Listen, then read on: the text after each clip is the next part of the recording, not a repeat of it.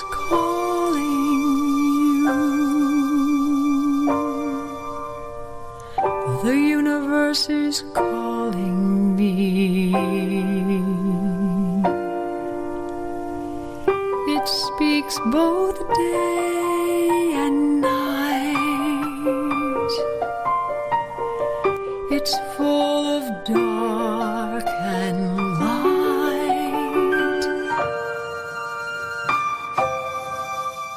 Hey, good evening, everybody, and welcome to Sky Tour Radio here. It is the 17th of May at 8 p.m. Eastern Time, and we bring to you the best of astro news and cool topics to talk about that are based on Sky Tour Radio, that is the astronomy show, and Sky Tour Livestream, our live observatory that we run on clear nights with the most amazing Amanda Curran, who's here. Hello, Amanda.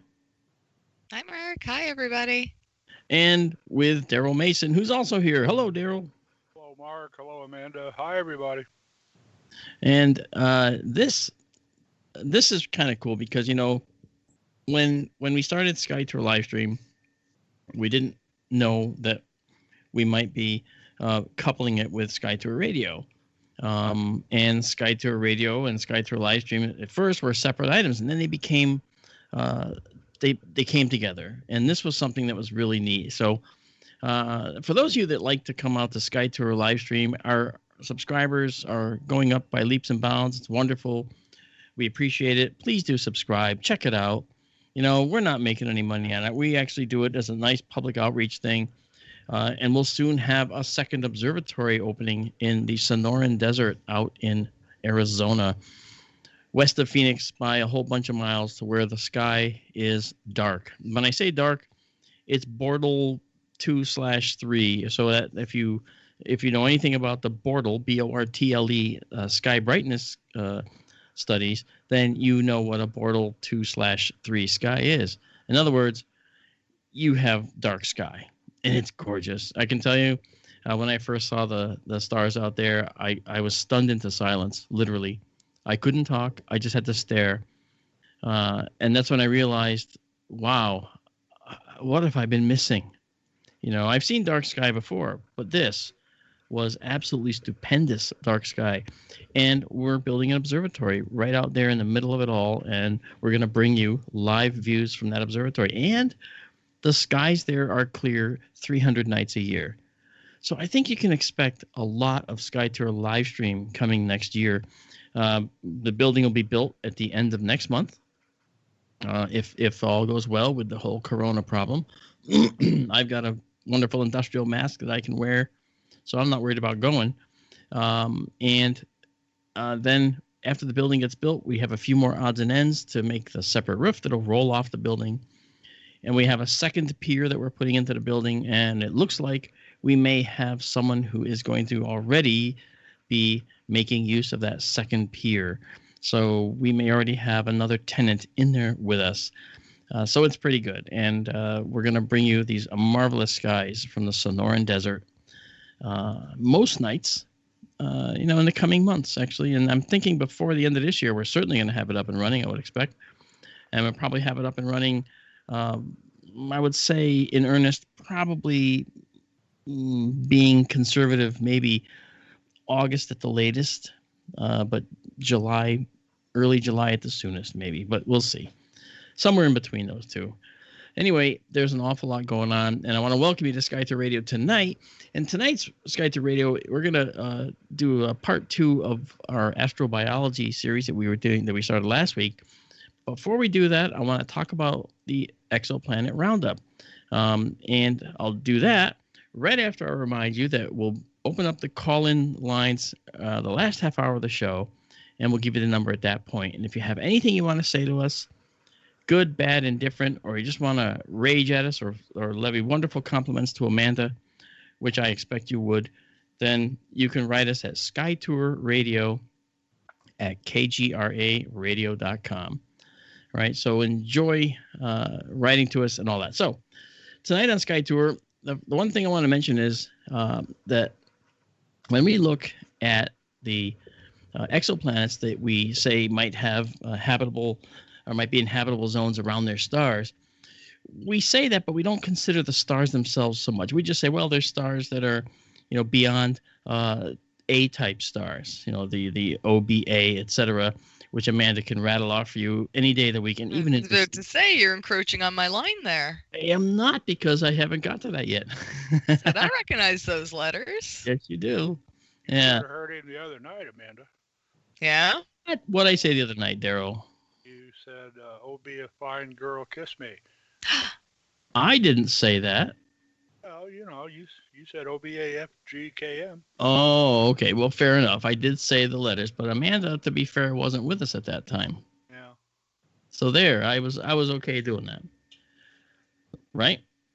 I guess. Oh, Even you remarked, though, at the time that, well, golly, I'm stepping on Amanda's toes here. But I did, because I always think you, Amanda. I always think of that. I don't try. Yeah. Well, I love things like that, and they really do work. I mean, obviously they work. You told me that, probably close to 2 years ago, and, it took me a long time to say just the letters. I still can't really do it without the rhythm of the words, but it works. I mean, it really works. I've never forgotten since you told me. Yeah, and I won't add any of the extra classes in there. That there's an R class, an N class, and an S. Okay, but and that's the right now smack, which is the part if you want to do the mnemonic. Yeah, that's right.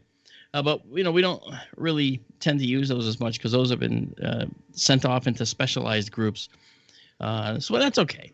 In any case, when we talk about some of these stars in that classification, many of them come as a matched set, meaning that they're binary.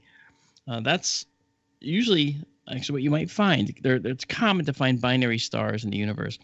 It's somewhat uncommon to find singular stars only because they've been around so long, they've had time to interact with other things and possibly gain a companion. So the way they're formed too, they might have formed with a bunch of stars, and it's probably somewhat rare to find that only one forms by itself off in a corner somewhere. They usually form as double, triple, quadruple, even more than that for members and in the system. And then they have gravitational interactions which fling themselves away from each other, and thus they begin their paths in the galaxy as individual or binary stars in many cases. There are some trinary systems like Alpha Centauri. We have an A and a B component and then a C component, which is, of course, Proxima Centauri, that little red star. But you see, when we think about binary star systems and habitable planets, there's a problem that occurs with such systems that could occur, and I want to share it with you because when you have a single star, you have a lot going against you anyway, right? You have the solar flares that the star can give off, the stellar flares. You have the radiation that the star can give off. If it's too hot, it might give off and will give off more ultraviolet or UV. And UV radiation is very dangerous to carbon-based life. So you have to have the right mix. And the right mix seems to be stars that are cooler than the type B star. So beyond the type B, so for the A's, the F's, G's, and K's and M's, which, as Amanda has said many times, goes from hottest and brightest to dimmest and bluest. Yes, and bluest, right down to the coolest. That's correct. See, I told you she interrupts and finishes my sentences. That's the mark of someone who's learning. She wants to say that's also the enthusiasm that I could never, ever have a problem with. Who could? I love that enthusiasm. So now if we think about these binary stars and we think about the fact that there are some systems where there are planets that are orbiting binary stars. Now you might have an A and a B component way far away from this planet. And typically, if it was just one star, the planet might not be in the habitable zone. But if it's orbiting the stars in such a way that it can receive the heat and radiation from both stars most of the time, then we're looking at a planet that might be in the habitable zone for a binary system. Now, the climate will fluctuate fairly routinely because As the stars orbit each other, each of the stars will be farther or closer to the planet by some degree as the planet orbits the two which have a common center of mass, and that's what the planet's actually orbiting. Okay, the two are orbiting around that center of mass between the two of them, the stars are. So that said, I think that when we talk about a planet that's orbiting such a system, there are some things going against it for having life, or the possibility of forming a life ecology there. However, it is possible that it can happen. But I want to talk about something that could happen that makes such a case kind of difficult. It can be problematic because in a binary star system, you have two stars that are evolving, not revolving, but evolving, right? And not just one. And we know from previous Sky Tour radios that when we talk about the stars and stellar evolution, we know that when stars run out of hydrogen fuel in their cores, they have to start fusing other things. The first thing that will happen when it runs out of hydrogen is it begins to contract a little bit. As it contracts, other materials are brought closer to the core where the temperature can be brought up to high enough temperature so that fusing can begin. So sometimes the helium in a star can start to fuse into carbon and nitrogen and so forth. And when things like that happen, then the star begins to bloat up again. And that's when the star becomes this red giant. So it becomes a red giant. It exhausts all of its fuel. Let's say it's a star that's around like the sun. Okay. It exhausts all of the other fuels and it begins to just contract again. Over time, what will happen is the star will contract down to a white dwarf. All right. And meanwhile, it might be orbiting another star, which used to be, two ordinary stars orbiting each other. Now we have an ordinary star and a star on its way to being a white dwarf. Right. Now, if this is the case, then that white dwarf is now orbiting a regular star. But see, white dwarfs have considerations that have to be met. Now, the problem with a white dwarf is they are suffering from something. I say suffering, but they exist in a state of what's called electron degeneracy. I won't go into what that means other than to say that it's like having a big grid, and every so often you put an electron, all right? There's a lot of real estate around the electron, a lot of other grids, and spaces, like a checkerboard. Let's say electrons occupy all the black spaces in a regular location, a regular star. Then when it becomes a white dwarf, electrons are in every single square. They're in a black one, a red one, and the adjoining one. They occupy everything. And no electron can occupy two squares. Okay, that is to say, no pair of electrons can occupy one square. That's how I meant to say that. So you can't have a red square with two electrons in it. All right. So this is how degeneracy works. And when you push those together as much as far as they can go, then the electrons' forces themselves can cause the outward pressure that can hold the star up. And that's what electron degeneracy is in a white dwarf. But that white dwarf's status depends fully and completely on the ability of the star to maintain, that is the white dwarf, to maintain the status quo. If additional material starts to fall onto the star somehow, then this could cause problems. All right. And that could be that is something we call potentially disastrous. And here's how it works. If we have, say, a habitable zone of these two stars, and the habitable zone is really tested by the fact that one becomes a white dwarf, the white dwarf is still spewing copious amounts of ultraviolet energy, and it's very, very hot. And the other star may very well still be doing the same. But if the other star begins to run out of hydrogen and it bloats like the white dwarf had, millions and millions of years before, then now that white dwarf is going to go up to a certain size, all right? And that certain size is something that could be, the way it's going to happen is when it runs out of hydrogen, it's going to bloat, right? But as it bloats, it's going to reach a particular point. And that particular point is the time where, or the diameter where the material on the outer edge of the star might no longer be bound to that star. Okay, and that's actually has a special name. It's called the Roche lobe, Roche. And when this red giant reaches that Roche lobe limit in size, the material leaves the star, but there's something eagerly waiting to gobble it up, and that is the white dwarf. That's its companion. So what happens is this material ends up streaming through the common mass center, that is the barycenter, the center of mass of these two stars, and it lands on the white dwarf. And when it lands on the white dwarf, it effectively is giving it an atmosphere, usually of hydrogen, okay? And this spillover onto the white dwarf can cause the white dwarf to eventually reach a temperature, though that hydrogen gas, because of the white dwarf, will reach a temperature of around 20 million Kelvin, which is 36 million degrees Fahrenheit. And it's even, it's hard to understand. 1,000 degrees is hard to imagine, okay? But 36 million Fahrenheit, okay? That's hard to imagine too. And that's 20 million on the Kelvin scale. And should that hydrogen gas get to about 20 million, then what happens is something called runaway fusion. And that's something that happens on the surface of this white dwarf with all these packed electrons on the surface. And this flash that occurs, this runaway hydrogen fusion occurs most of the places on this white dwarf's surface where this hydrogen is. And what it does is it ends up fusing, and when it does, you get all this release of a huge amount of energy.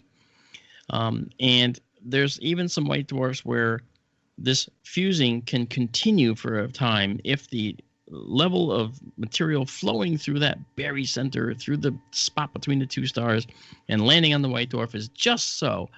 Then this fusion can continue, and that's somewhat stable. And that depends on how much gas is falling onto the white dwarf, of course. And that can lead to something known as a super soft X-ray source, which is, of course, you hear X-rays and you're not supposed to have a lot of those, and it's true. Now imagine if one of your stars in your solar system, your star system, started to become an X-ray source. Now your life's in danger, right? It's harmful to carbon-based life. It's very, very high energy light, very high frequency. And we know that this type of frequency can disrupt the cells and destroy DNA. That's a problem. So we could be looking on our planet, for instance, at a major extinction event caused by this continuous fusion going on the surface of the white dwarf. But that's a better outcome than the other, where if that fusion goes off all at once, like it typically might, okay, then the star will have what is called a nova event, not a supernova event, but a nova event, and that's a recurrent explosion of fusion on the surface of the white dwarf, caused by the bleeding of the other star that is its companion onto it. And these can be fairly regular over a period of months or years. Then it's like time for this white dwarf to have a nova event now. I'm guessing the amount of hydrogen has accumulated on its surface that we've seen before. And we know that happens. They're kind of regular events sometimes. So that super soft X-ray source problem is when the star continues this fusion. When it flashes the hydrogen all at once, well, you might get a burst of these X-rays and then they go away. But there's other problems too, and that is if this material falling onto the white dwarf actually exceeds a certain mass, that is to say, if it makes the white dwarf become a certain mass, then it becomes a supernova. Chandrasekhar limit. That's right, the Chandrasekhar limit. That's correct. And that number is 1.44 times the mass of our sun. So it's just under 1.5 times the mass of our sun. If that white dwarf total mass of the star as it is as a white dwarf becomes 1.44 solar masses, then the electrons can no longer hold that pressure up and hold the star up, and they will actually cause a what we call disruption of the star, or a supernova, and the star, the white dwarf star, will be obliterated. And when it's obliterated, it is going to take anyone and anything that is in the neighborhood. So, and that we call a type 1A supernova. So that is the problem with binary stars. They might have a habitable zone for a period of time, but when one of the stars begins to go through its evolutionary phase off the normal hydrogen fusion path, then that's when things can get bad. And the thing is, when that happens, then the stars will, of course, have to be old. So we might have, if there was a habitable zone, we might have a civilization that had long since been in that system and had long since figured out a way to deal with it and get off the system, and be somewhere else, colonize another system, So I'm thinking that if the nova occurs, and that means that hydrogen explosion is occurring on these white dwarfs of fusion, then as long as the red giant that's bleeding onto this white dwarf doesn't fling extra mass to put it over that 1.44 limit, then all they have to worry about is an occasional nova in the system. And I can see a civilization that has to deal with these periodic novae. Now, they might be more than an astronomical unit away from the star because maybe these two stars were massive or more massive than the sun by a little bit. Maybe late A types possibly, or maybe an F type star, because those are hotter and a little more massive than the sun, and a little more whitish than the sun. And so if there was a civilization there, I could see them saying, okay, to all the inhabitants of Terra 5, we have a nova event coming this week, we suspect, so please take level 1 shelter precautions or something. And everybody would have to take care of themselves and go hide for a period of time. Kind of like we're doing with the quarantine with COVID, right? Everybody has to do this quarantine thing. So those that don't are taking a risk. Well, maybe those that don't obey the shelter order for the nova events could also take a risk. And if that nova does go off while they're outside, they see the light, and I'm thinking that that's probably going to be the last light they see, because with that light is going to be potentially a heavy dose of X-rays that will be enough to kill them, or ultraviolet energy, which will be enough to fry them. And so that would be pretty bad. And I would not like to see that happen. So I think that we could write a whole bunch of science fiction stories. I actually wanted to all the way back to college. I wanted to do a binary star civilization, and just take people through a year in the life of the death of a planet. All the things that would happen. All the the loss of the atmosphere. When this nova event occurs, there's a certain percentage of the mass of the atmosphere that's going to get blown off the planet. And if it was a supernova event, if it was a type 1A where the star got disrupted, the white dwarf, well, the red giant might survive that, but the planets certainly wouldn't. Their atmosphere would be stripped off.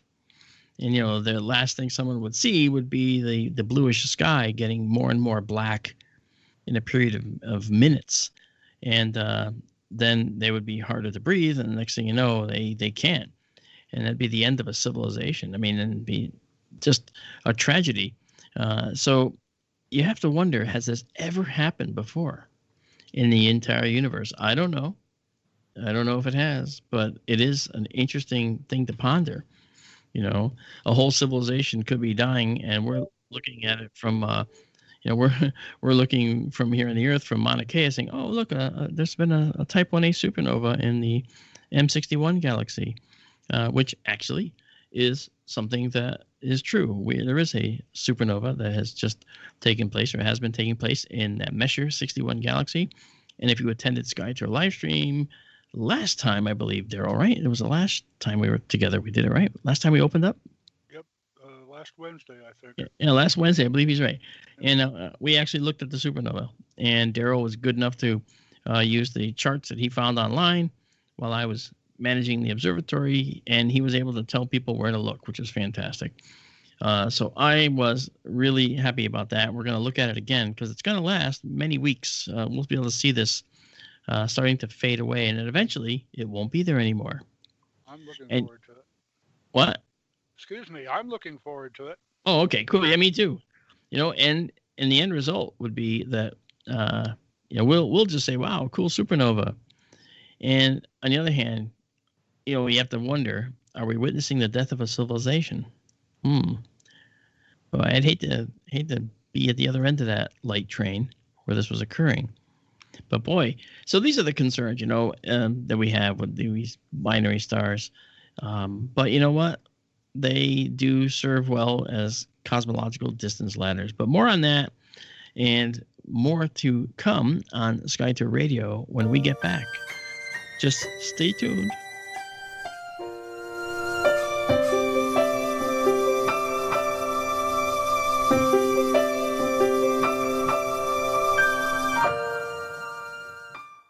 Nancy Vernon here with Ozark Mountain Publishing, coming to you from the Ozark Mountains of Northwest Arkansas. We are a publisher of New Age, metaphysical, spiritual, nonfiction books, as well as digital downloads, DVDs, and audiobooks. This is also the home of all of Dolores Cannon's titles. The company was founded in 1992 and has been bringing to you a varied selection of titles covering many different subjects. This year, we have added a new imprint to our company, Big Sandy Press. They will be publishing titles from the genres of historical fiction and nonfiction, paranormal fiction, and more. So be sure to visit our website, ozarkmt.com, and explore all the new and exciting authors and titles coming your way. For more information about Ozark Mountain Publishing or their events, call 800-935-0045. That's 800-935-0045, or visit their website at ozarkmt.com. That's ozarkmt.com. Okay, nurse, let's get this man to the ER stat. Right away, doctor. We see this every day. Heart attack or angina pain due to blocked and clogged arteries. Chelation can remove obstructions or blockages from arteries and help avoid painful and expensive surgery. Now there's Angioprim. It's a liquid oral chelation product that you take with juice. You start to feel the results fast. Angioprim increases blood flow all over the body, and that means more energy and strength to take on the day with less aches and pains. 60 years of research has gone into chelation, and Angioprim is the result. A safe and easy way to unblock your veins and arteries from buildup that slow circulation. Paging Dr. Jones. Please report to the emergency room right away. Log on now to angioprim.com. That's ANGIOPRIM.com. Or to speak with a trained consultant. Give Angioprim a call at 954-882-7221. That's 954-882-7221. Every 2 seconds, someone needs blood. Whether it's a natural disaster or one single child suffering from illness, the American Red Cross stands ready to supply blood when it's most needed. But blood is a perishable product. Therefore, it must continuously be replenished. You can safely donate blood every 56 days. The need is constant and patients are waiting. Call your American Red Cross at 1-800-GIVE-LIFE to schedule your life-saving appointment. Please give blood today. Patients are depending on you. So, you love talk radio? Then you'll love TalkStreamLive.com. TalkStream Live is always on, 24/7 with the best streaming talk shows. Find your favorite talkers and discover some new ones. It's free, readily available online or on mobile with any smartphone or tablet. Finding your favorite talk shows all in one place has gotten a whole lot easier. Just go to TalkStreamLive.com. Be sure to download the free apps from Google Play or the iTunes App Store. Your alternative talk radio contact, The Planet, KGRAradio.com.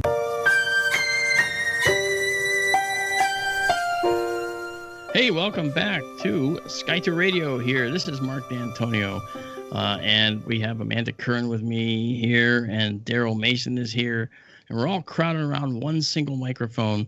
Not really social distancing, I guess, but no, I'm kidding. We couldn't be farther away from each other.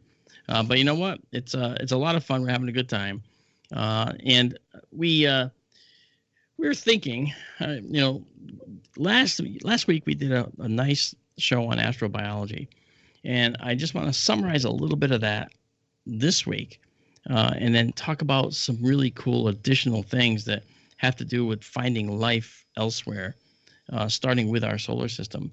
Now, before we do that, we have talked about comets in the past and how comets could have been the progenitors that brought lots of water to our planet, and possibly even, definitely even complex hydrocarbons and other things.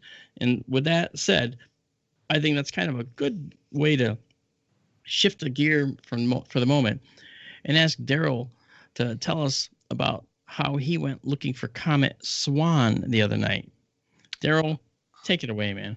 Okay. Hopefully our sound is straightened out now. Hopefully you can all hear me okay.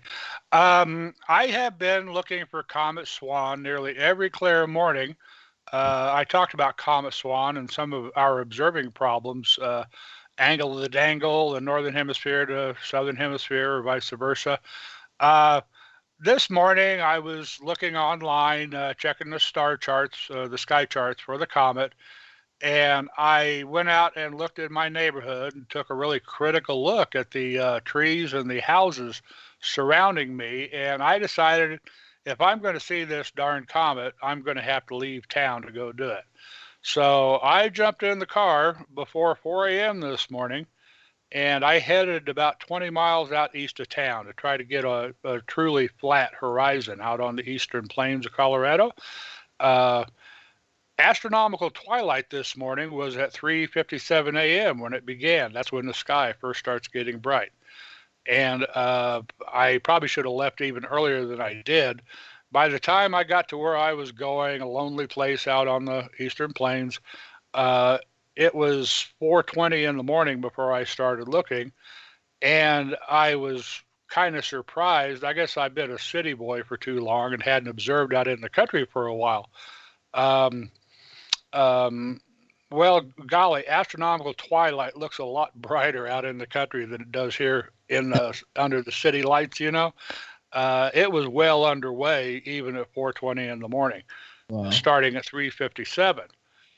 And anyway, I broke out the binoculars and I started scanning the northeastern horizon. Now, the comet has moved all the way from near the celestial equator, that is due east in our sky, up into the northeast now. It was supposed to be 8 degrees high, 8 degrees altitude, that is, and at 50 degrees azimuth at 4:20 this morning. So I started scanning the northeastern sky, and darn it, I never saw the comet. I have still yet to positively identify the comet. I was disappointed, but them's the breaks. Again, what's happening with us right now, because we are heading toward northern summer, and it is getting light earlier every morning, you know. The sun is rising earlier and earlier, and, well, astronomical twilight is coming on earlier and earlier also. The comet has a few more days before it starts dropping in the morning sky as it continues orbiting the sun, and the background is shifting, and then it's going to become an evening object. And I also realized this morning that I'm going to have a hard time seeing the comet at all in the evening sky. A, because I'm going to have to look northwest at that time, and that is looking right through all the urban sky glow over the entire Front Range of Colorado. Oh, that's Colorado Springs and all the way up to Denver. I mean, it's one great big huge column of sky glow. I'm either going to have to go about an hour west up into the mountains to see it, or drive halfway to Kansas to have a hope to see it from the east. One interesting thing, probably the neatest thing I saw this morning, I was puzzling over when I first got to the location I was at. Again, I was out on the true plains where, you know, the horizon's just flat as a billiard table, and I could see for miles and miles to my east. I was seeing these huge lines of red lights, and they were all flashing in unison. And I was puzzling over that at first. It reminded me very much of seeing a runway at night, you know, like at an airport. But though there are some airstrips out there, there ain't any airports that far east. And it finally occurred to me what I was seeing. I was seeing wind farms out on the plains, you know, wind turbine farms. Yeah, excellent. Yeah, and well, each one of them has a red light on it, and by golly, there sure are a lot of wind turbines out there nowadays. Well, the nighttime view is always different from the daytime view, and you go back and during the day sometimes you go, "Wow, I can't believe that." We did the same kind of thing. We actually used to go to a dam here in Connecticut. I used to run an astronomy club, and we would go to this dam to observe. We always went at night. Well, I went during the day one time just to see what it was like, and the parking lot that we set up in was near in a final parking lot on the dam, and we had private access to this dam. We locked the gate behind us when we went in after everybody came in. Well, we'd get in there, and this time during the day when I went up, and it was open during the day for the public, and I go up, and where we usually sit our telescopes, there's a guardrail, and right next to that guardrail is a steep slope of rock going hundreds of feet down into a spillway for the dam. And it was like, I never knew that we were like so close to potential disaster. I mean, people sat on that guardrail at night and would just like, sit there and talk, not realizing if they fell backwards, they were probably goners. We had no idea, I've seen things like that as well. Isn't that crazy? It is. But gosh, it was a beautiful sky this morning, though. And, getting out from under the urban light dome over my city, I could see the Milky Way beautifully running from northeast down to the south in Sagittarius. It was a great sky. Just the darn comet and the sunrise wasn't quite cooperating. Yeah, it probably wasn't bright enough at all for that. But yeah, evening sky. That's our next possibility. Endeavor to persevere, I guess. Endeavor to persevere. Well done. Well, thank you, Daryl. That was absolutely wonderful. And folks, this is what's important. Astronomy isn't always winning. Astronomy is in the effort, and sometimes you win and sometimes you don't. I've called astronomy meetings that have gotten everybody out there in their cars. We've had 25 cars, like a cavalcade of cars. It's like a wagon train heading up north one time. We get there. It was beautiful when we left, beautiful on the way. We got there, and it was cloudy. And we thought we just went and stepped across a time glitch, because suddenly it was cloudy when we just absolutely knew it was clear. Just crazy. And then we went home, and it was clear. So really weird, really strange. So that stuff happens, but that's what happens with astronomy. But them's the breaks. Yeah, those are the breaks, and don't stop looking up. We always say that, And speaking of don't stop looking up. And I want to actually ask Amanda to look in the chat and see if we've got any questions for us so far. I mean, we've gone this far without taking a question. I'd like to try and see if we have some. We do. We have a few coming in. One's kind of broad, but I said I would pose it to you anyway, see your reaction. They said I could take a stab at answering, but I don't even know where to start. So, you're scaring. Okay, Liz Spirit asks, will it ever be possible for mankind to know everything? Does mankind have the capacity to be aware of even a fragment of what lies to be known within the cosmic? Cosmos? Cosmic, but Cosmos, sure. Do you want to take a stab, or you want me? I don't think in the current energy form we're in, we have the capability of knowing all. That's a very interesting viewpoint. Daryl? I had more time to think about it too. Okay. It's kind of a safe answer. I don't know. I mean, yeah. Think of someone like Stephen Hawking. Like he understood more than I could even think of grasping. Like he could see things in a way not many could. He saw the universe from within a broken body, and you can't just take someone like that, in and just dismiss him. I mean, from within that broken body, he changed the world of the whole universe for us.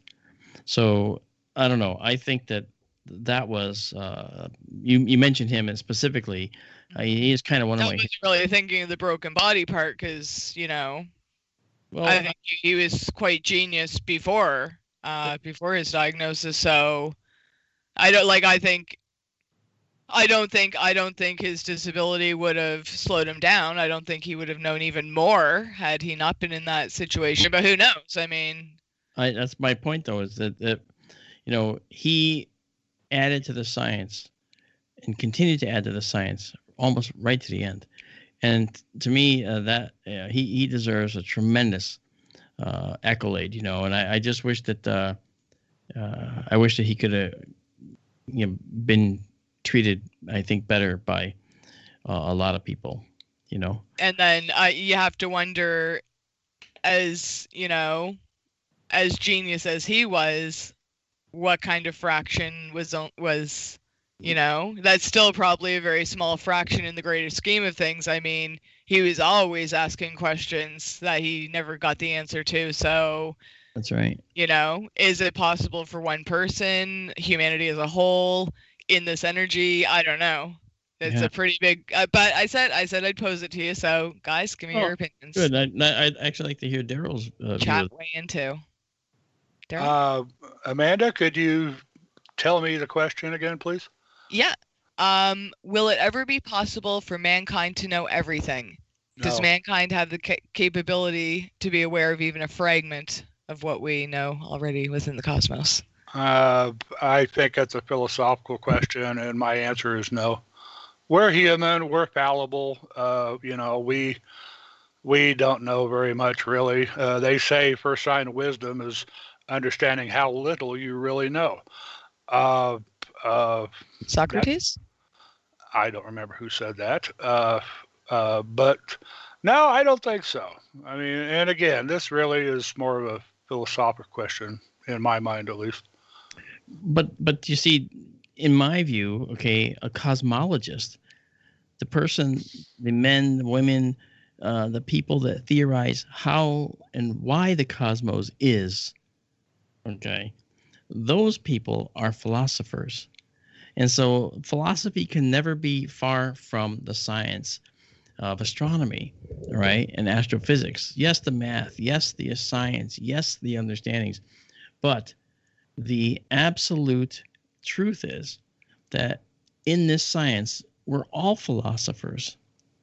Okay, we all have a very, very healthy helping of philosophy, but the cosmologists are philosophers more than the astrophysicists and more than the astronomers. Although, I think that, Carl Sagan said this amazing thing. He said, how was it? Somewhere something incredible is waiting to be known. I mean, that quote alone, that is an incredible statement. That's a very fascinating statement to me. Somewhere something incredible is waiting to be known.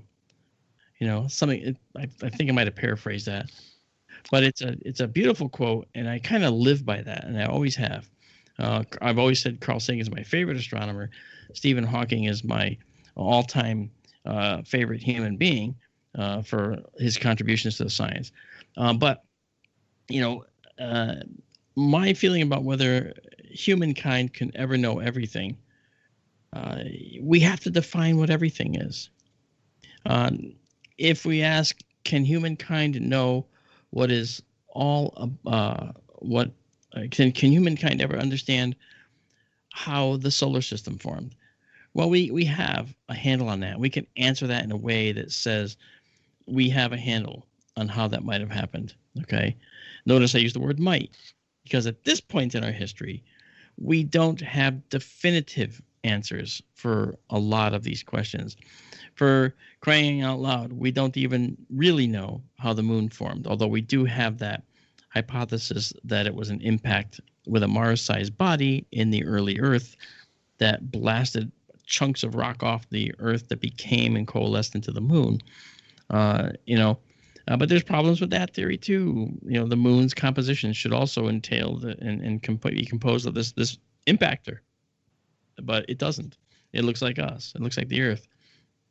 So something's not right. Okay.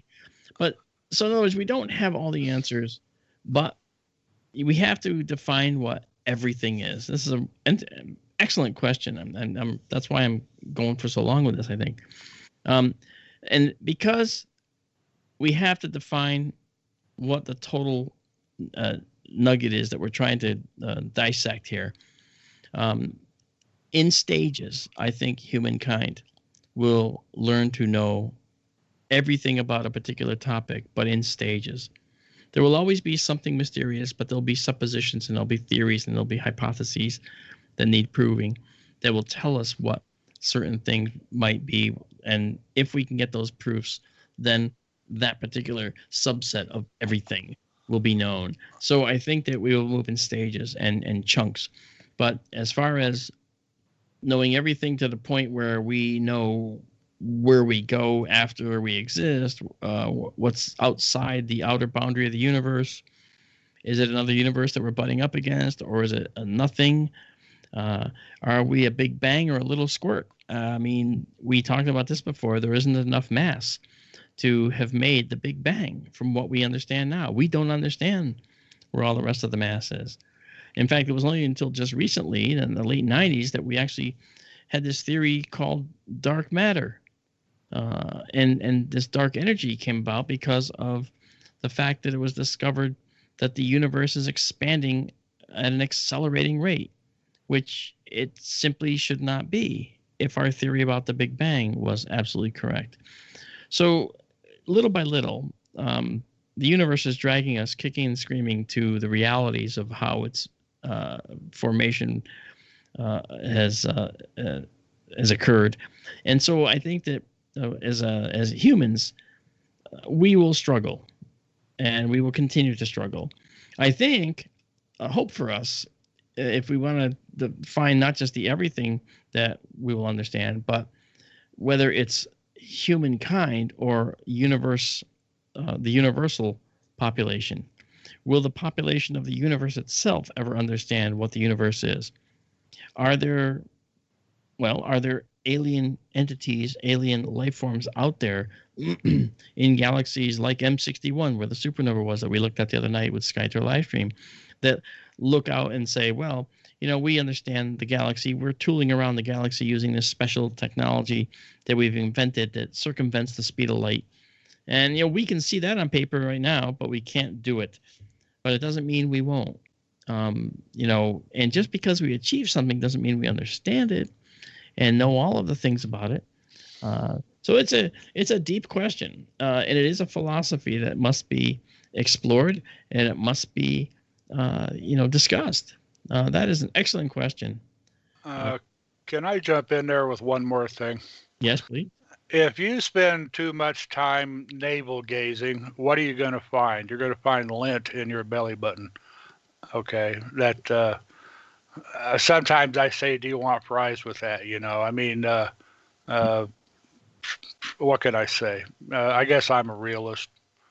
Well, being a realist is important, because that grounds the people that want to go way far out. Okay, I think that I have a blend of realism with speculation and faith that we will learn more as we move through our evolution here on Earth as a race of humans, Homo sapiens sapiens. And that's something that I think is, I think beyond I think beyond my life. I think into the lives of the future inhabitants of the planet. I see a future where we will have figured out how to, be stewards of the world. We will have figured out that our fossil fuels are going away, and we'll have implemented new ways to generate energy. Maybe they'll put a lot of Dyson swarms up into space, which will take solar energy and beam it down to the Earth in focused microwave beams or something that will then be distributable to the world as free energy, basically. And maybe that's going to happen. So all the reasons for fighting, I suspect we will overcome at some point. And the reason I suspect that is because we must. If we don't, we are doomed to just die when the sun goes into a red giant. And humans have a tendency to wait until the last minute on a lot of things. But when something like that happens,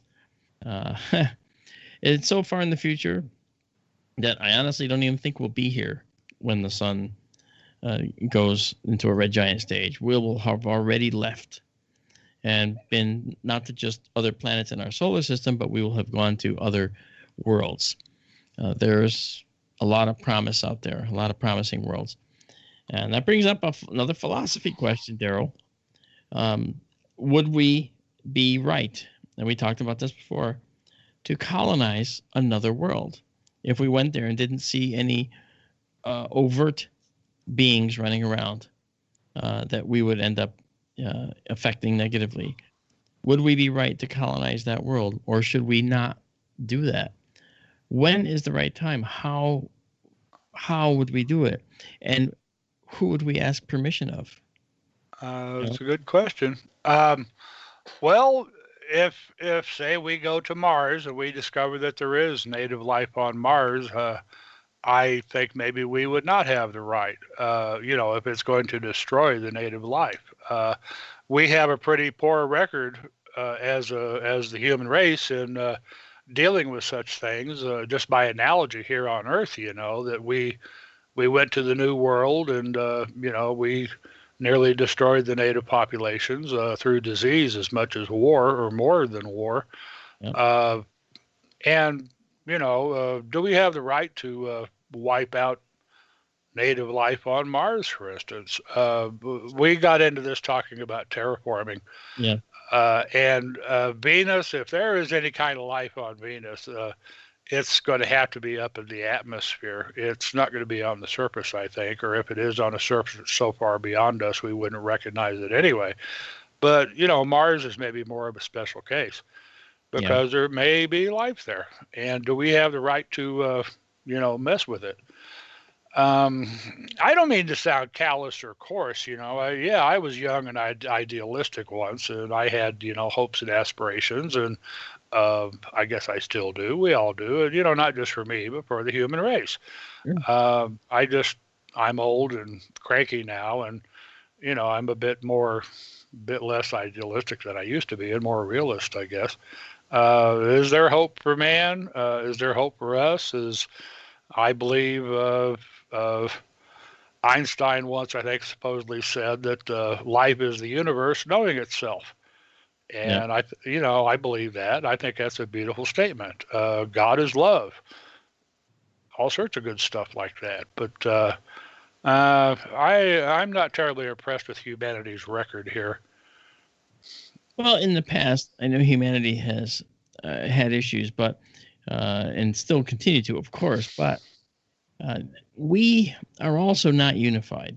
We're not a unified race of people. We're separate beings that cordon ourselves off by things called borders, and we lock our culture in our country and want to make everybody else's culture like ours, and they all want to make their culture, like ours, and that's a systemic problem with humanity. Everybody thinks that their country is the best country to be in, and or better for the world than the other countries, or the people over that border are people we want to destroy. It's like that's all the problems that we have on the planet, right? We're never going to all get along. I think even in the most advanced societies, I'm speculating, of course, even in the most advanced societies, I think that there will be beings that have problems with other beings in that society. And maybe the issues are things we can't possibly understand. But I don't know. I just think, we're human. We're fallible. We're imperfect by nature. We are very perfectible. We are very perfectible, but by golly, we are very imperfect. And can we become perfect beings? I think is what the caller's question ultimately boils down to. And I think we have a long way to go. Don't disagree with any of that. I don't disagree with any of that. Amanda, are there any other questions along that line that we can obliterate? Along that line, not particularly, but we do have some more questions. Okay. Well, Okay, well, I guess this one kind of ties in. Ronald, hope you don't mind. I'm skipping your question just for a moment. I will get back to it, though. Galaxy just posed this question for the both of you, actually. What is Mark and Daryl's end game in looking at the universe? Are they searching for ET, a creator, information about before the Big Bang, what is beyond the edge, etc.? I can answer that right away. Brilliant question. I love it. Thank you, Galaxy. Go for it. Very much, Galaxy. Thank you. I'm looking for all those things, and well, this is really going to sound odd. I'm looking for all those things and none of those things. When you look for something and you don't find it, it just becomes frustrating. But if you aren't looking for something and it just falls in your lap, then it becomes an amazing, wonderful event. So yes, I would really like to know if there's alien life elsewhere, for sure. I know there's alien life elsewhere in my mind. I feel that that's very strongly that it exists intelligent as well. I even think they may have made it here and may even still be here, as I've said many times before, in our oceans, okay? A creator, if there is a creator, I can tell you this. The creator of the universe is probably the greatest scientist in the universe, because the universe speaks through science and the syntax is mathematics. Okay. And so to understand that part of the universe is to understand what the universe is. All right. When we talk about the fabric of the universe, we're only talking about it in an abstract manner, but it's an actual thing that black holes' gravity can bend the fabric of space. What's actually bending? Well, do you have 4 hours? Maybe we can start to talk about it, but the thing is, when we talk about some of these concepts, that these are concepts that the greatest scientist in the universe would probably be able to field. Maybe it's a Time Lord, like in Doctor Who. Immortal, lives forever kind of thing. And now, information about before the Big Bang, that's the one that the cosmologists puzzle over as well. That's an excellent thought process. It's also one that can keep you up at night.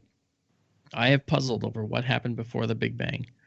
I've puzzled over how it is going to end too, by the way, which is not part of your question, but I thought, what's going to happen at the end of the time when the universe exists? Because the universe is going to come to an end.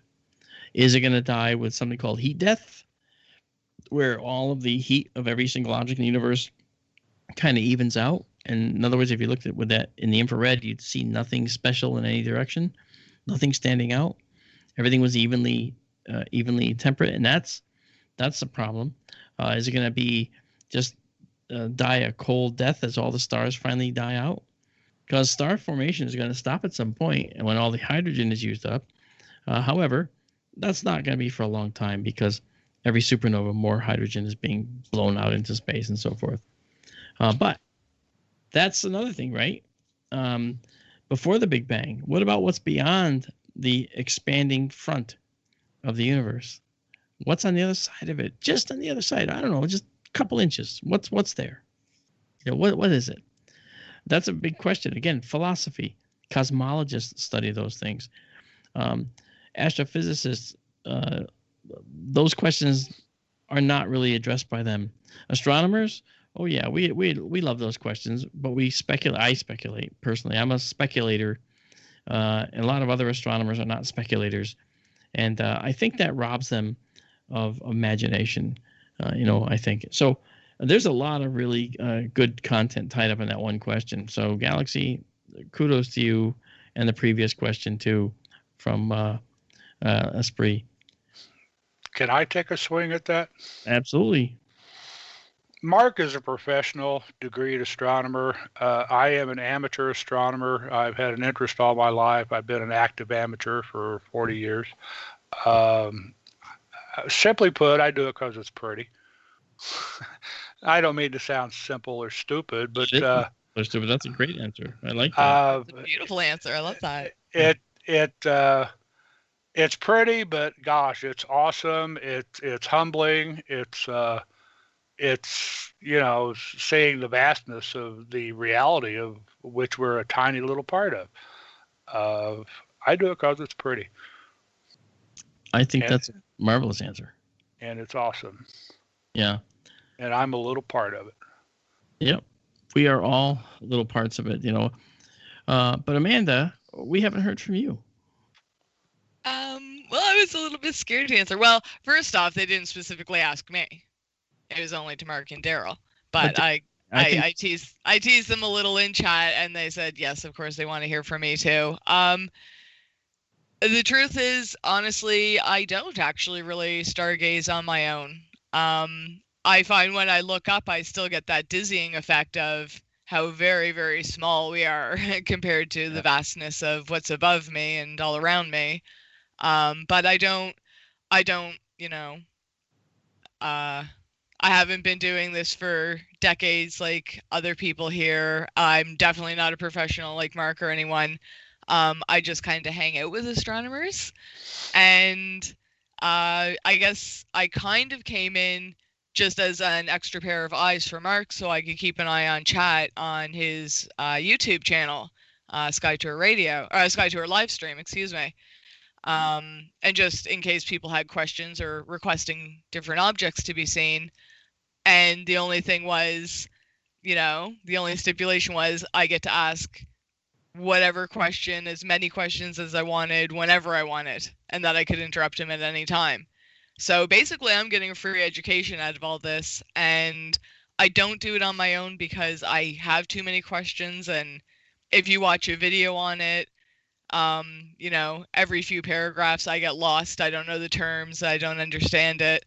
And then I would just have to do research and then not understand those words, and it keeps going and going, and I never get anywhere further. But with Daryl and Mark, they know it all so well. I can basically throw anything at them, and they can answer it at the drop of a hat. Amanda, if I know anybody who I bet their mind would be blown if they got out under a good dark sky, under the stars, I bet it's you. Oh, yeah. I've told the story before. Back, a long time ago in the 90s, I was doing a star party public program for the state parks one night. And I had the telescope on Jupiter, okay, and you could see the 4 Galilean moons. And this elderly lady sat down at the chair I had at the telescope, and she was reduced to tears. Okay, she bawled her eyes out, and she said she had never seen anything so beautiful in her life. Oh, that's saying she hit her eye on the eyepiece or something. No, she was overcome by the view, and I would love to show you the night sky sometime, Amanda. I mean, I'm not knocking you. I'm not knocking Nova Scotia, but I know it's cloudy there a lot. And, you're in a maritime environment. And, well, Mark's going to a high desert, and I live in a high desert. And, gosh, there's so much of this whole equation that you haven't got to see yet. True. That I think it would just blow your mind, and it might change you forever. You know what? I guarantee you it would. I would absolutely love that, but I would need someone there to guide me, to show me what I was looking at, because, no matter how hard I try, even if I know the shapes of constellations I'm supposed to be looking at, I can't see them. The dippers are the only things I can make out. Yeah, well, that just takes practice. It does. But the other thing is, under a light polluted sky, you actually can see some of the constellations easier.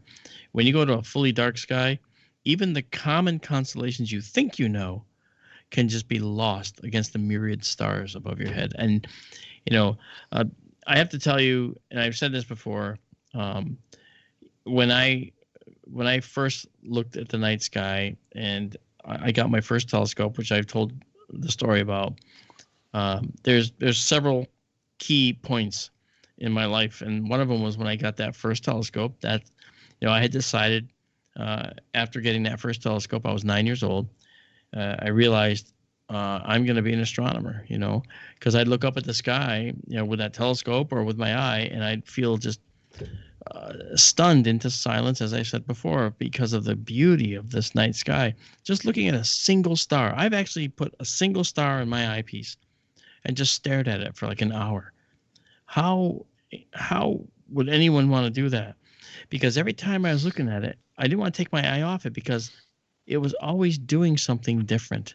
The light was fluctuating, and I kept thinking, that light is coming from so far away. It would be disrespectful to turn away. I mean, that's kind of silly, maybe, but out of respect and admiration for the light that traveled so long to get here, I wanted it to be seen. And I just thought, wow, this is just absolutely beautiful. So I guess in the same way as Daryl says, it's pretty. I marvel over the accomplishments of the universe in a sense. Now, I don't think of it as a conscious being, but I think of the universe as achieving something based on its natural tendency to do so. Like a rock formation, like a volcano that grows and becomes this gigantic stratovolcano from a fissure that started in a farmer's field. Something like that is, absolutely astonishing to me, how things change. What's that, Daryl? Oh, well, we are the chorus, and we agree. It's awesome. It's beautiful. It's amazing. And life, the universe is beautiful. I mean, there may be some ugly things out there, but golly, when I look through the eyepiece, what I see is beauty. Absolutely. I don't disagree. You were 9 years old when you got your first telescope. I've had a lifelong interest in astronomy, but I was in my mid-20s before I got my first scope. I was living in the highest town in the United States, way up in the high country here in Colorado, over 10,000 feet elevation. Wow. And I had the most stunning night sky. And I decided, darn it, it's time to get a telescope. And I did. And I was properly blown away by, Orion Nebula, golly, you name it, everything out there. I was, everywhere I pointed the telescope, I was just stunned at the beauty of it all. Yeah. And more often than not here, when something cool is going on, like an eclipse or a meteor shower or something, it's usually bad weather here. I mean, it's happened time and time and time again, where it's raining or cloudy, foggy, snowing, a storm. Yeah. See, I think that there were studies done that talk about dark sky, and dark sky is very important to people, and they may not realize it if they live in a city, but when you realize that there's more to you than the city lights and more to you than the sidewalk you're walking on and the cab you're trying to hail, when you see the stars over your head, you realize you're part of something much bigger, much more vast. And if you live a life where you're conscious of that every single moment of every single day, it changes you. It turns you into a philosopher. It turns you into a lover of the beauty of life and the awesome nature of the death of a star. When a star goes supernova, yes, we could talk about a core collapse type 2 supernova. And we could talk about how when the shells surrounding the core stop fusing, the star just collapsed spontaneously, sometimes in the speed of about a quarter of a second. Okay, the whole core collapses, and that rebound effect blows the star up and obliterates it, and all these new elements are synthesized during the blast and released to the interstellar medium. Yeah, we can talk about that. We can also say, look at the absolutely stunning Gossamer Nebula that has this beautiful greenish glow and reddish glow. Yeah, I know what the green and red's from, but you know what? Look at the shape. Look at how big it is. Look how many light years it has gone out into space. Look at how it's spreading. Look at what it's doing. And look at its beauty. All of that runs through my mind. And Amanda, you remember the very first time I saw the Veil Nebula. Remember that? in the Sky Tour live stream. I do. You had to break it into 2 parts. Yeah, but you remember my reaction to seeing it for the very first time in my life through the Sky Tour live stream telescope. Do you remember my reaction? I'm thinking it was pretty crazy that you were screaming and hooting and hollering and overwhelmed. I don't recall you crying on air, but I think you were pretty darn excited. I was actually very emotional, but I didn't let on. I mean, I covered it with laughter. But the fact of the matter, I was wondering if I was going to hear a quiver because you have told me things in the past have brought you to tears, and I've heard that from other astronomers seeing other things in the sky that it can be quite moving. I'm not surprised at all, but I don't recall hearing a quiver. But I'm trying to think back. Did you blow at anyone's speakers when you started screaming? That might have been a possibility. Well, if you recall, I did this when I was in the dome. Yeah. So. That was different. You were outside, yeah. Yeah. So the bottom line for me was, and that whenever you have a night of viewing, whenever you're looking at the night sky, whenever you're viewing these beautiful things, if you're doing it from a location where you're kind of on top of a mountain, like I am here a little bit, and if you're doing it from a reasonable darker sky, kind of like here, but much, much better in the Sonoran Desert to come. The one thing you notice most of all is sometimes there's absolute stillness. The absolute stillness makes you not just a philosopher, it makes you a poet. It makes you a lover. It makes you a true believer in the admiration of a dark sky. And this dark sky has been known and is recognized as its own very important ecosystem, not to be destroyed. That's why states have dark sky laws. Arizona, dark sky. All right. Other states have dark sky laws, including this one, Connecticut, championed by the director of the observatory where I got my degree. Before he passed away, he championed getting Connecticut to be a dark sky state because we had a 20-inch refractor in a 40-foot dome at the university, among other domes. So, the dark sky is not to be trifled with. It means a lot. When people see a dark sky, the way it makes them feel viscerally inside, that's the payoff, Oh, yes, having a telescope, being able to tell you what chemicals are in this nebula. Oh, yeah. That's all wonderful, all well and good. But the first reaction is the best reaction. And that honest reaction is crazy. My first reaction when I got that first telescope, and I told you this story, Amanda, you know this, I rushed in the house when I got the craters of the moon in my telescope. And my parents came out, they looked through the eyepiece, and they saw this crater, and they go, oh, wow, that's really nice. And then my dad said, oh, that's really good. Nice. And they go back inside to watch their TV and have their, their cereal or whatever, at night. And I looked back in the eyepiece, and I realized, oh, no, wait a minute, that's something on the lens. Actually, that's a glare. That's actually just a lens flare. And when I got the real moon in there after that, I was just shocked. I couldn't believe how much detail I could see. And I pulled up a chair and I said, well, first thing I did was go back in and try and get them to come out again. And it wasn't the moon. I got the wrong thing in there. Now I got it. Oh, that's okay. And I couldn't believe they didn't want to see it. I couldn't believe it. Oh, it made me crazy. So I went back outside. I got a chair and I sat in front of that eyepiece. And the telescope wasn't driving itself along at that point. It was actually just on a regular mount. And you ready for this? I made that mount out of plumbing pipes, and I put them together in a certain way to make myself have this what's called an equatorial mount. And I built it all myself, and I was so proud of that little guy. It weighed a ton because it was made of actual plumbing pipes, cast iron pipes. So, but it was stable, and I used that refractor, and I stared at the moon, and I just could not believe it. I went over every crater. I got my moon book. I tried to identify all the craters. Oh, yeah, Archimedes. Oh, my. I can see that crater. What's that bright one? Oh, wow, that's Aristarchus. It's so bright.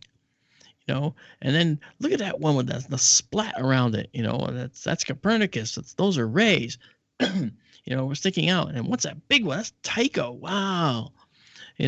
I'd name one of my dogs Tycho later on in later years. And our producer has a dog named Tycho, named after my dog Tycho, I think.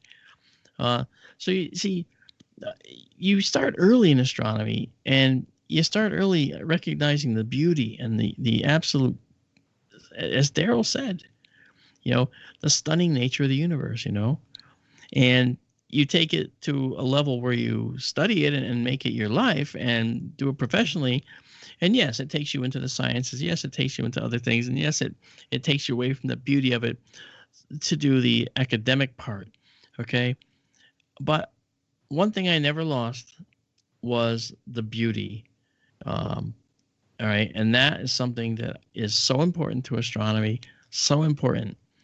And for me, going back to Galaxy's question, okay, if we are going to find life in the universe, that's the next step, I believe. Never mind colonizing the moon and going to the moon, then to Mars. Finding life in the solar system is probably going to be the next historic thing, historic achievement that we will do, is finding life, all right, elsewhere other than here. Many of you know I wrote a book called The Populated Universe. And the underlying tenet of that book is that life in the universe may very well be the rule and not the exception. And as for some of the reasons we talked about with the astrobiology last week and a little bit of it that we're going to get into this week, that we say that it's the rule, not the exception, because the universe has these templates it sets aside to make life possible. Carbon-based life especially. These everywhere we look, we see the building blocks of carbon-based life as we know it. Everywhere we look. Literally, in the atmospheres of exoplanets thousands of light years away, we can detect, again, using special cases of these exoplanets, we can detect certain elements that are in these atmospheres that are building blocks of life, things that are very important. Oxygen in these atmospheres, for instance. And so these types of discoveries are things that say to me and validate for me that the universe is full of life-making stuff. And it's just a matter of time before stuff gets made into life. So that said, I think that, unless, Amanda, you have anything you want to add, or Daryl, unless you have anything you want to add, and if we have other questions, I'd be happy to take more questions too if we got those. So you first, Amanda. No, I don't really have anything to add. We do have a few more questions though. Daryl, did you want to add anything before we move on, or? I forgot. We kind of covered everything. I know I was thinking back to that first question again about will we ever have the capability of knowing everything? And I was thinking, like, I don't think there's going to be an answer that's ever going to be good enough. Like, we're always going to say, like, what was before that, right? So all I might add at this point, Mark talked about light pollution a while ago. I campaigned against light pollution here in Colorado back in the 90s, and I have, in the meantime, I've gotten pretty sour on it ever, getting any better. It's only getting worse. When I was out in the country earlier this morning, I was amazed how many more lights are seen out there, bad lights, than there were back in the 90s. I did a site search out east for the astronomy club back in the 90s. And there were places I found out there where not a single light was visible, and it was a pristine sky. And, there were no cheap farmhouse ultraviolet mercury vapor lamps visible, and it was just a absolutely stunning experience. And I go out there now, and all I could see was lights as far as I could see. And I'm afraid Colorado pays lip service to light pollution, but they don't really do much, if anything, about it. And we become such a popular place nowadays. So many people are flocking here from other places, and most people don't have a clue. They light up their houses, they light up their properties like prison yards, okay? And not only is it ugly and glaring to the eye, but it's painting all their neighbors' properties as well. Yeah. And that's called light trespass. That's right. And they don't seem to get it, and most people just don't seem to care. I still talk about it here occasionally on Reddit and other places, other forums online. And most people don't give a hoot. And they have a problem with me talking about it because they think their lights are pretty. Okay, they put up lights that are in obvious violation of city and county lighting codes, but they take umbrage when you point out to them that their lights are in violation of local ordinances because they like their lights. They're afraid of the dark. And that's, I think, what a lot of it boils down to nowadays, which is really a sad comment, again, on the state of humanity, is people move to the country, they think they're going to love it, but then they get out there and they go out after dark and they're scared of the dark, they find out. So they start putting up big, ugly lights every place. And this is one of those cases where I have little hope, at least for Colorado. It's not getting any better, it's only getting worse. There's a busy east-west road here in town up on the north side that when it started getting commercially developed, there was a long-standing, pretty well-off neighborhood immediately to the north, and a local auto dealer decided he was going to build himself a car lot on this busy road. And the residents of this neighborhood had serious concerns about what that was going to do to the quality of life in their neighborhood. And the car dealer, he supposedly bent over backwards, and he made sure to, dot all the I's and cross all the T's, and put up good lights. These were supposedly zero cutoff lights out in the lot. And then he ruined the whole thing by putting a glass brick wall on the front of the building, and they filled it full of bright white lights. And they left those lights on 24 hours, not 24 hours, but they left those lights on from dusk till dawn every night. And the building is sitting there glowing like something out of Close Encounters of the Third Kind. And it just ruined the neighborhood. It paints every house in the neighborhood with brilliant bright white light. And, the town fathers, they love them their commerce. And there went the night sky for everybody on the north side of town. Now, I don't want to say this out loud, but I might have taken several buckets of black paint, and I might have painted those windows over and done it so that the message would be clear. So, I mean, that's kind of what I might have done had I been there. Yeah, well. Yeah, because I think that that's, of course, illegal, and I would have to think twice about that, but I would try all the good ways of getting someone to stop that first. Here in Connecticut, people, of course, we have lots of trees, and in case you don't know what a tree looks like, there are people here that are very happy to illuminate their trees for you from down below, with a light aiming straight up into the sky through the branches. Look how beautiful my tree looks like. Your tree looks like that tree over here. And your tree over there looks like this tree over here that's not lit. So I don't get it. Why is your tree special? Is your tree afraid of the dark? Is your tree looking for a tan? Yep. I've got a guy directly across the street from me who is painting every tree on the block because his lights are firing up. Ugh. And they just don't get it. But, this gets into architectural lighting and making things pretty, what people think is pretty and all that. And I don't think that's ever going to change. Maybe not. But, Daryl, I tell you what, we're going to have to take this commercial break and let car dealers, make money to keep that electricity on. And I think we'll be back right after this break, folks. Stick around on SkyTour Radio here on KGRAradio.com.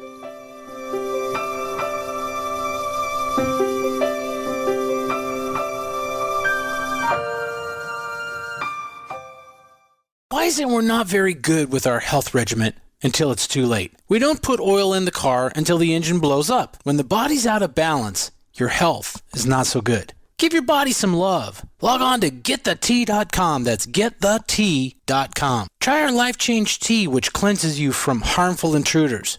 A clean colon is one of the ways to bring the body in balance. We also carry organic supplements to help you get where you need to go. So do your body a favor. Log on to GetTheT.com. That's GetTheT.com. You can even visit our sales page to save some dough. Does anybody call money dough anymore?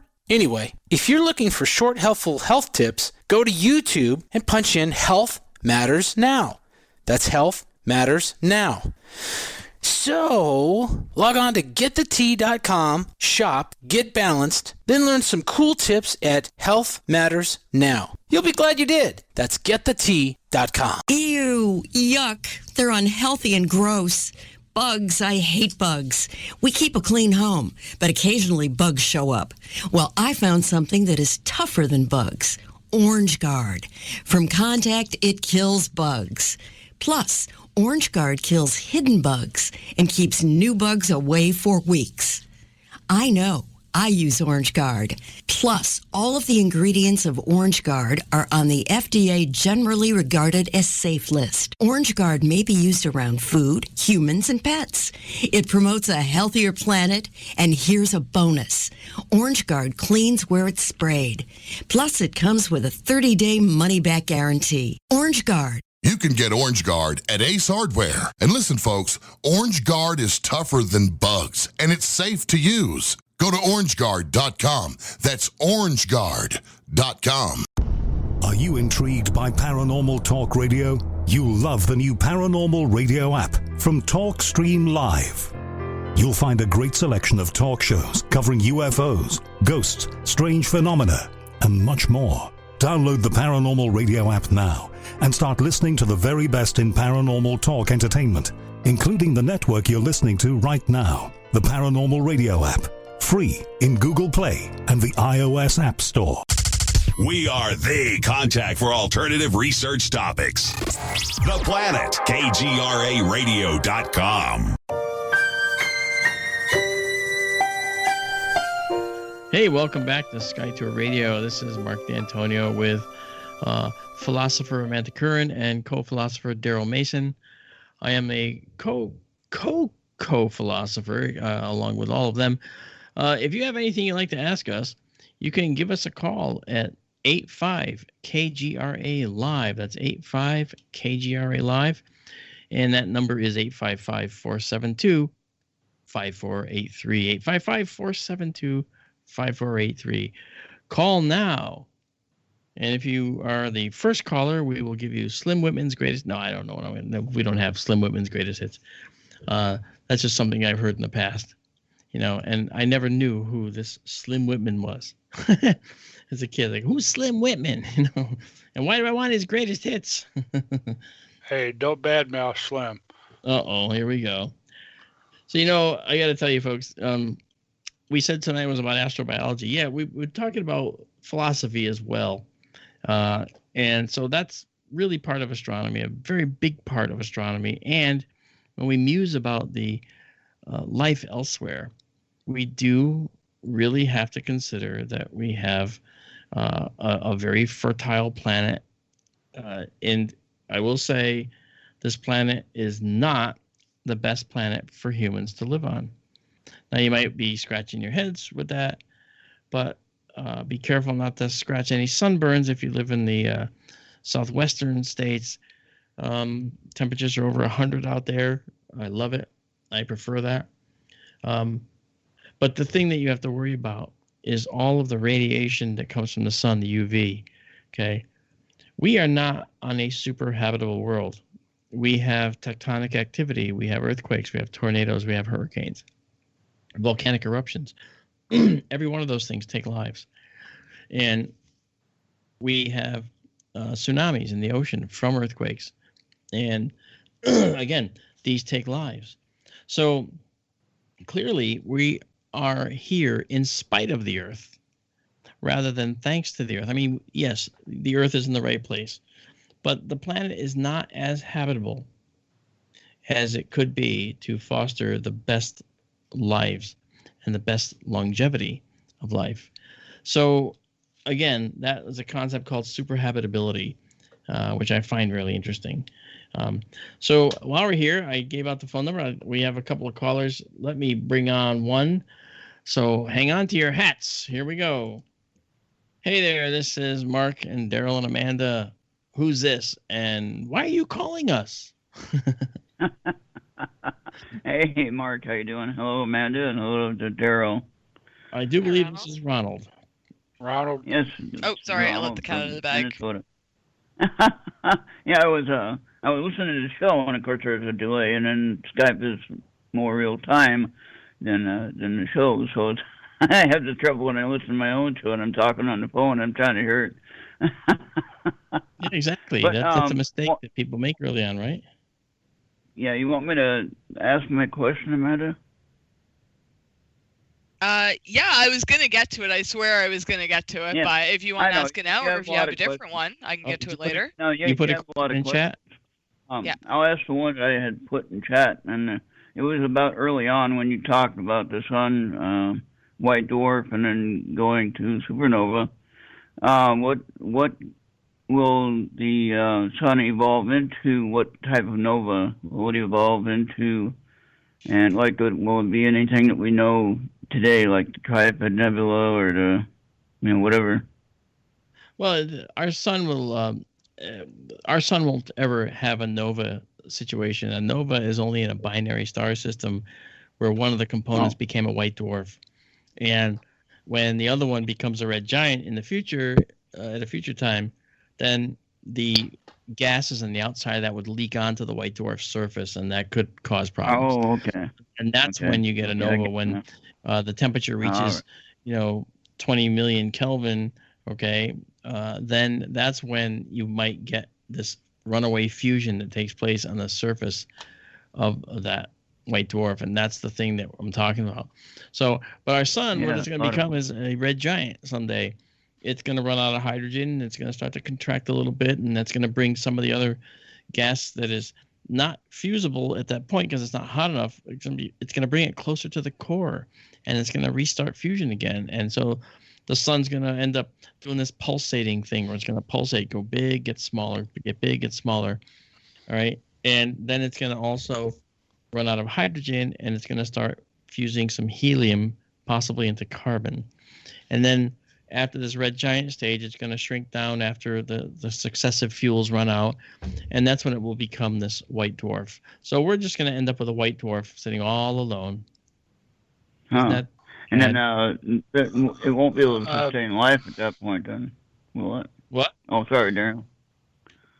May I add that when the sun starts pulsing like that, it's going to be blowing off its outer layers. And then when the sun becomes a white dwarf, those outer layers will become a planetary nebula. That's exactly right. And like the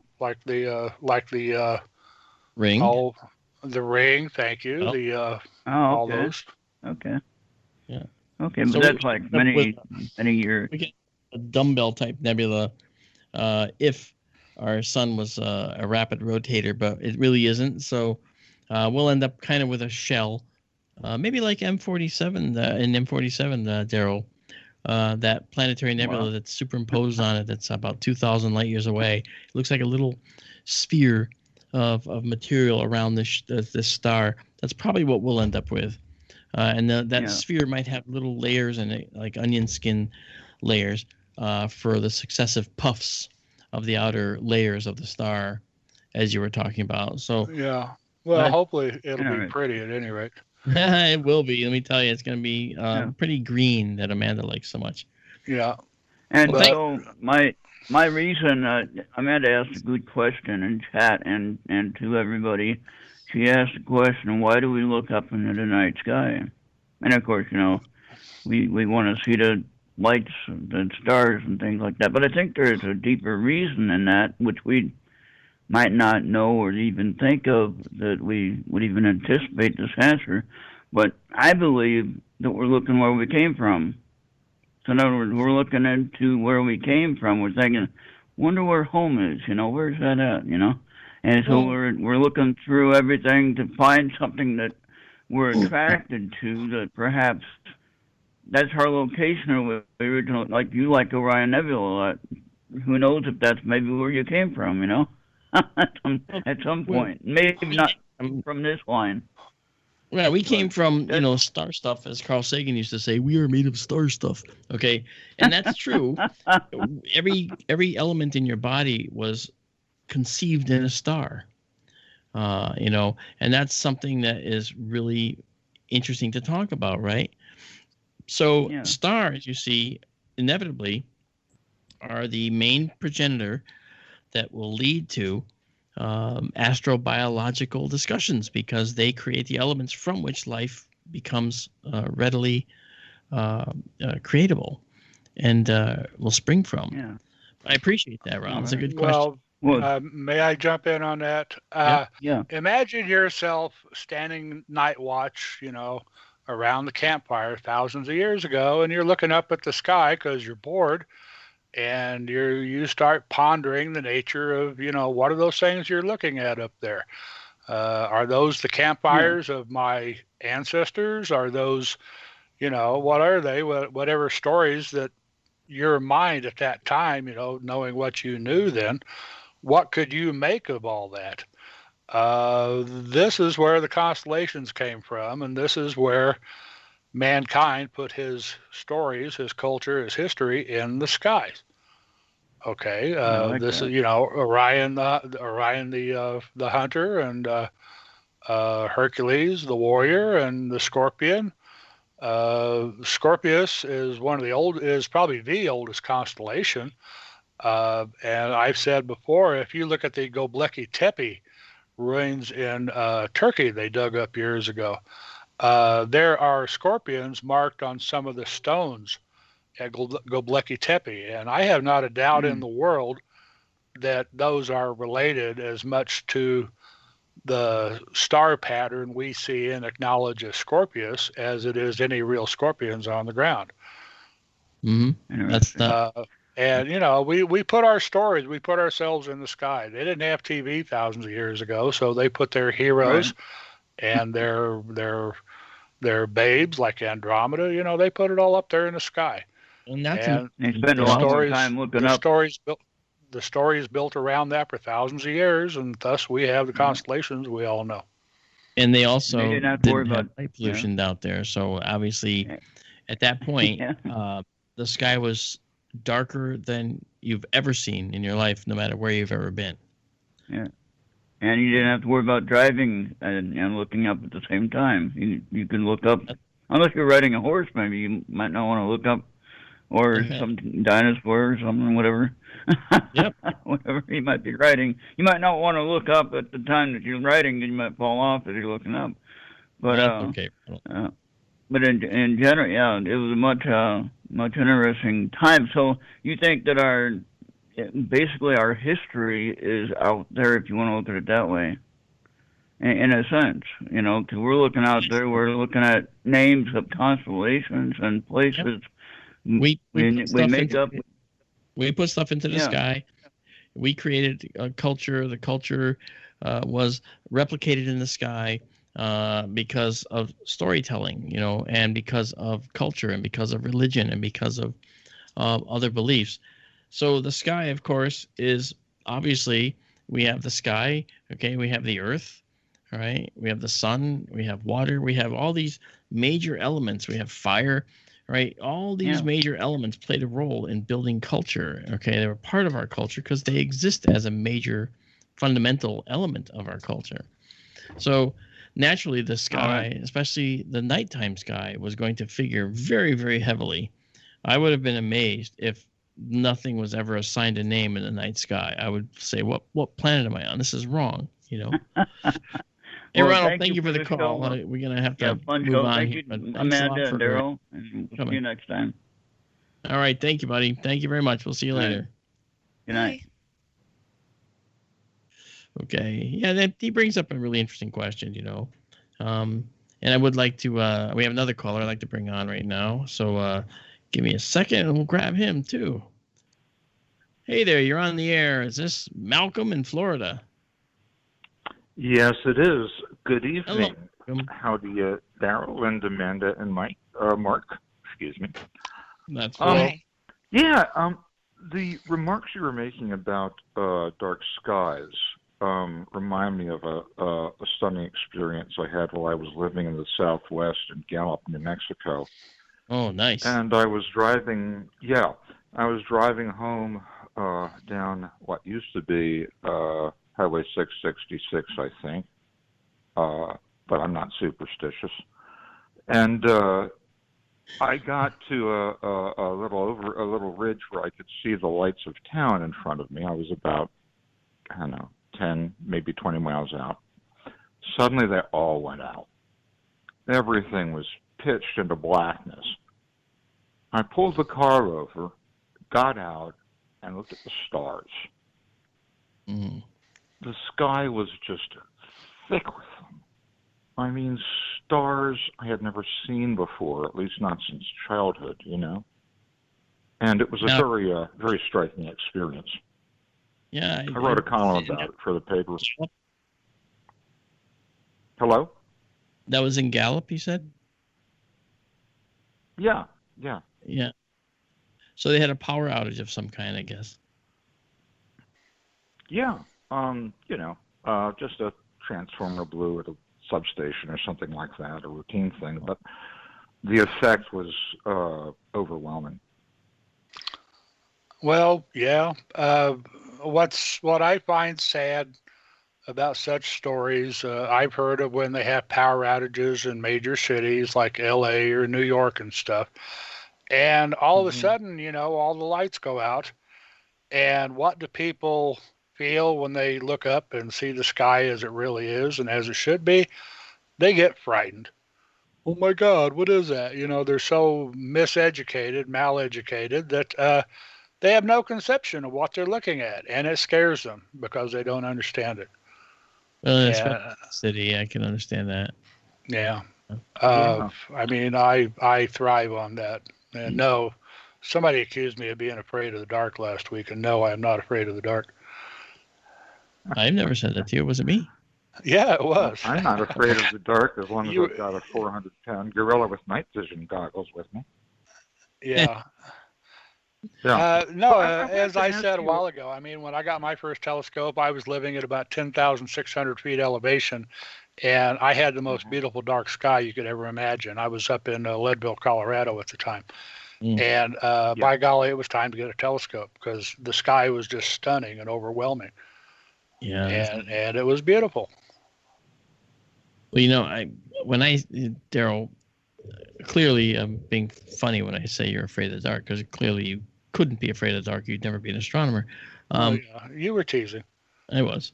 But the thing is, here in Connecticut, where Sky Tour Livestream East is, I have to worry about animals at night.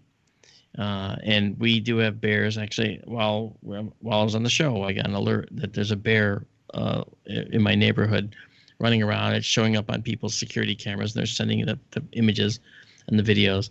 And it's just sauntering along, a little mama bear without some cubs. So I guess...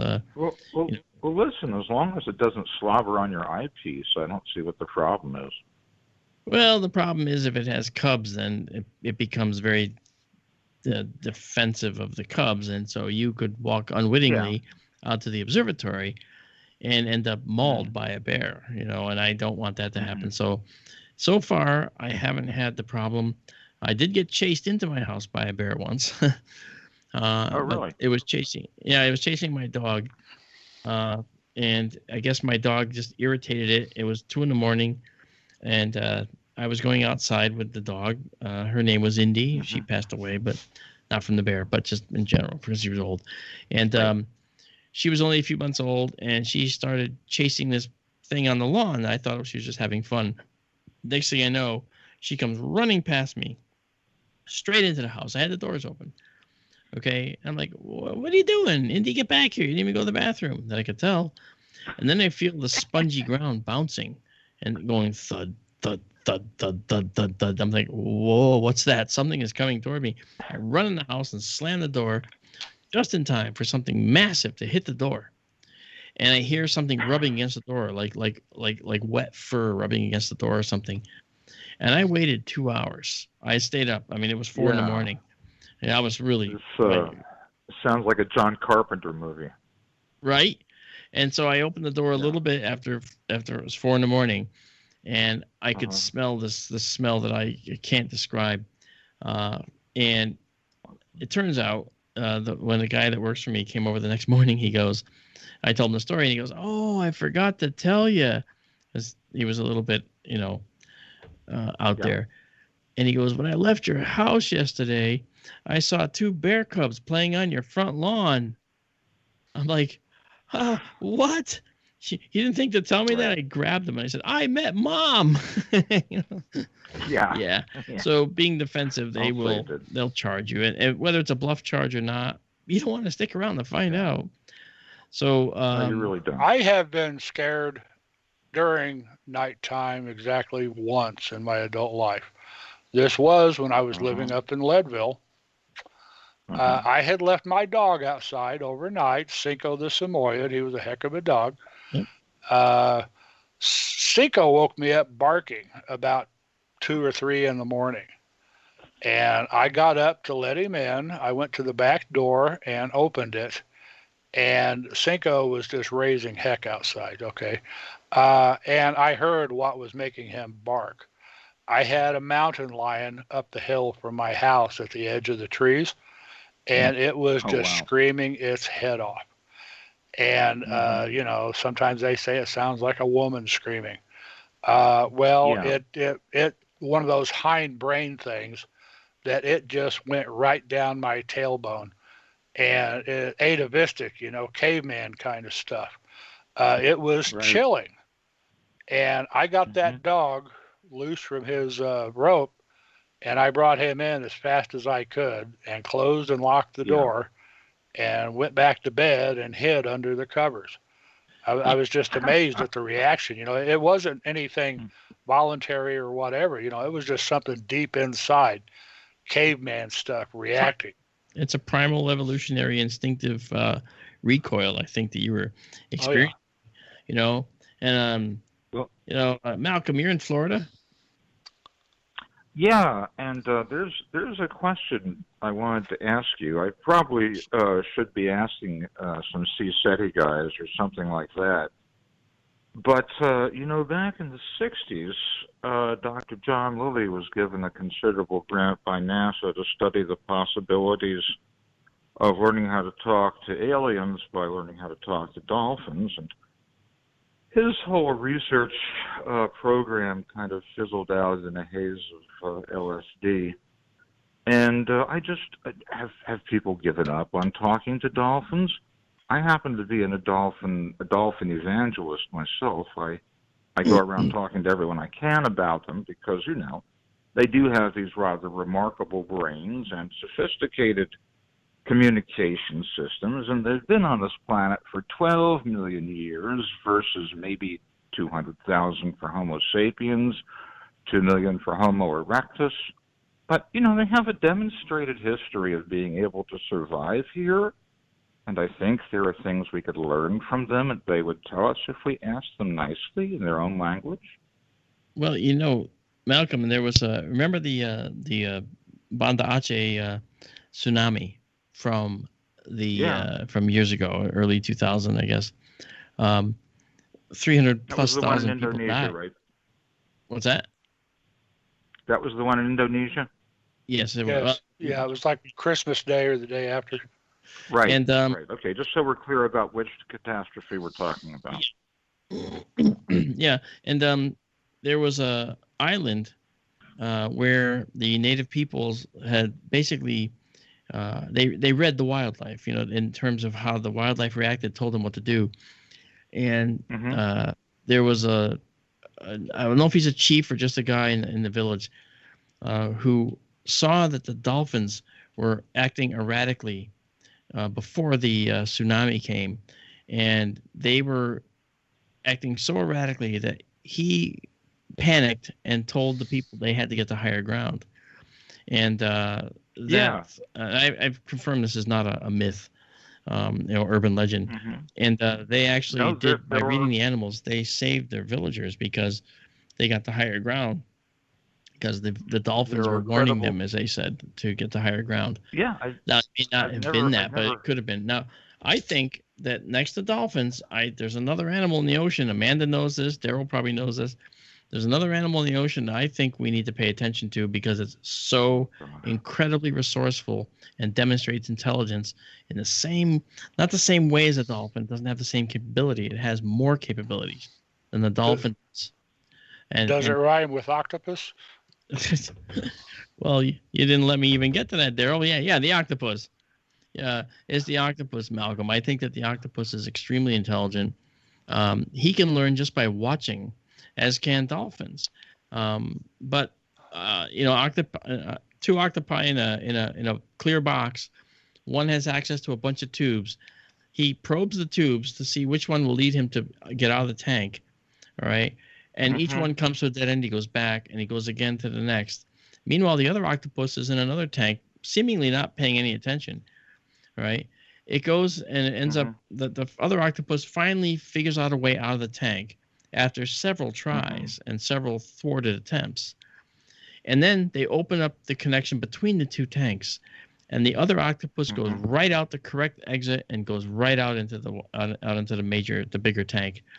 He observed and learned. Now that's astonishing to me, And so the octopus is, has always been I've always had a fear of octopus because I just imagine getting enveloped in the tentacles and then that parrot beak just clipping at my brain or something. It's like a, kind of a weird thing there. But so Malcolm, I think that the octopus also is pretty intelligent. You are aware that you are much more likely to eat an octopus than an octopus is you.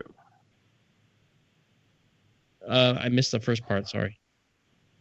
You are aware that you are much more likely to eat an octopus than an octopus is you. They are timid and excellent masters of camouflage. You've probably drifted right by one several times if you dive and never noticed it. Yeah, that's so very true.